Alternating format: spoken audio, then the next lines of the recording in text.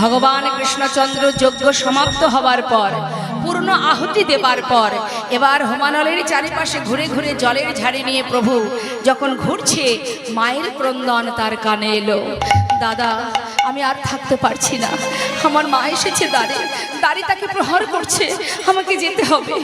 জলের ঝাড়ি ফেলে দিয়ে ভগবান চারটে রূপ ধারণ করে এবার ছুটছে চারটে দরজায় সবাই সঙ্গে দেখা করার জন্য। মহাজন লিখছেন পদাবলিতে, বাঞ্ছা কল্পতরু ভগবান সকলে বাঞ্ছা পুরাবে বলে কল্পতরু ভগবান, ও বাঞ্ছা পুরাবে বলে কল্পতরু ভগবান সকলে। সখাগণ কি দেখছে? সখ্য প্রেমে সখাগণ দেখিতে পাইল, সখ্য প্রেমে সখাগণ দেখিতে পাইল, ভাই কানাই বলে কাঁধে তুলে নিল, ভাই কানাই বলে কাঁধে তুলে নিল, ভাই কানাই বলে কাঁধে তুলে নিল।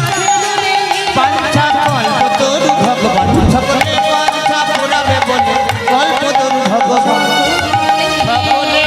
নন্দয়পানন্দ দেখে তোয়ারে দাঁড়ায়ে,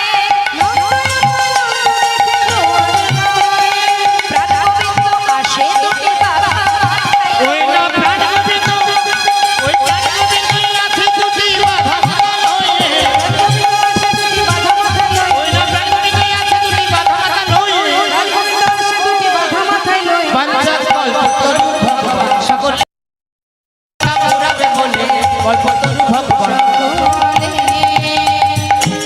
মা যশোমতী কাঁদছেন, ছুটে গিয়ে গোবিন্দ মায়ের কোলে বসলেন, বাৎসল্য ভাবেতে গেল মা যশোদা